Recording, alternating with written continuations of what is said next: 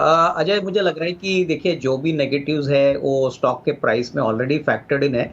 और मुझे लग रहा है कि देखिए अभी जो सोनी का जो मर्जर है जी एंटरटेनमेंट को लेके, मेरे ख्याल से वी आर एटलीस्ट 3 to 6 months अवे। लेकिन डेफिनेटली इस वैल्यू से मुझे लग रहा है कि जिनको लंबी अवधि के लिए मीडिया स्पेस में एक्सपोजर लेना है, तो मुझे लग रहा है कि जिस प्रकार का कंटेंट बैंक जी एंटरटेनमेंट का है, जिस प्रकार का ओटीटी एक्सपोजर है, मुझे लग रहा है कि कहीं ना कहीं FY24 will be significantly better as compared to FY23।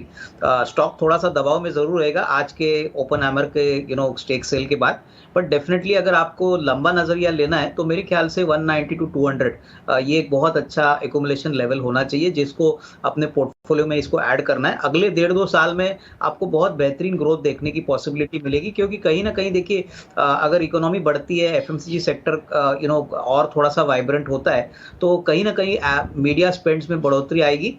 और कहीं ना कहीं मुझे लग रहा है कि इस लेवल पे आपको ज्यादा कैपिटल खोने की कोई डर भी नहीं है। यहाँ से अपसाइड काफी सिग्निफिकेंट होगा, डाउनसाइड लिमिटेड है। तो उस पॉइंट ऑफ व्यू से एक अच्छा value pick can be proved, provided time frame कम से कम 12-18 महीने का है।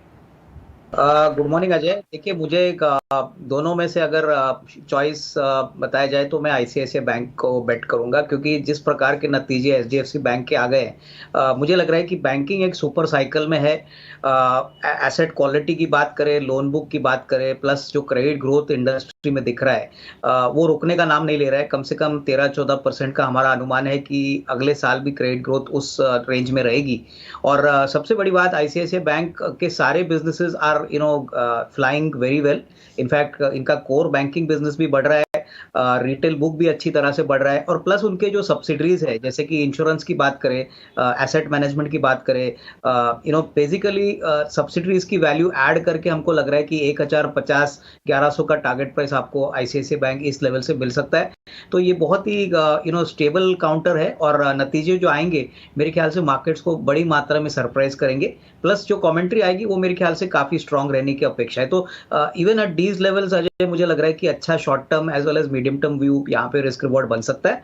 रिलायंस की बात करें तो मुझे लग रहा है कि रिलायंस में नंबर्स शायद इतने ठीक ठाक नहीं आए, बट उनका जो जियो फाइनेंशियल सर्विसेज का जो ट्रिगर है वो मार्केट अभी कीनली अवेट कर रहा है। वहां पे वैल्यू अनलॉकिंग होती है तो डेफिनेटली आपको रिलायंस के शेयर में भी थोड़ी बहुत उछाल देखने को मिलेगी। मानसी, मुझे लग रहा है कि देखिए टाटा मोटर्स में जो डोमेस्टिक ट्रिगर्स है वो तो बहुत ही स्ट्रांग है, जैसा कमर्शियल व्हीकल और पैसेंजर कार का ट्रेंड है। लेकिन उनका सबसे बड़ा जो प्लस पॉइंट है, जो दिसंबर क्वार्टर से हमने देखा है कि जेएलआर का वॉल्यूम काफी स्ट्रांग है।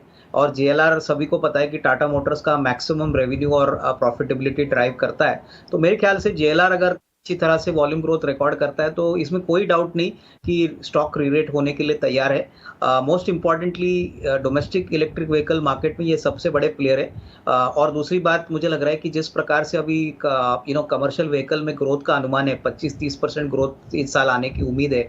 मुझे लग रहा है कि सारे प्रोडक्ट सेगमेंट्स अच्छी तरह से कर रहे हैं। मार्केट क्लोजली वॉच करेगी कि कितना फ्री कैश फ्लो इस क्वार्टर में कंपनी जनरेट करती है, प्लस जो कर्जा बैलेंस शीट पे है वो किस प्रकार से कम होता है, क्योंकि जैसे ही थोड़ा सा कर्जा कम होने का ट्रेंड शुरू होता है तो आपको ये स्टॉक में रीरेटिंग बहुत जल्दी देखने को मिलेगी। क्योंकि अगर आप मारुति या महिंद्रा को कंपेयर करें तो उसके कंपैरिजन में महिंद्रा टाटा मोटर्स की एक ही दिक्कत है कि वो थोड़ी सी हाईली लिवरेज्ड है। तो ये पॉइंट मेरे ख्याल से एक बार क्लियर होता है तो आपको बहुत अच्छी तेजी इस स्टॉक में देखने को मिलेगी। But even at the current level अगर किसी को 12-15 महीने का व्यू लेके काम करना है तो कोई भी गिरावट में टाटा मोटर्स को खरीदना चाहिए।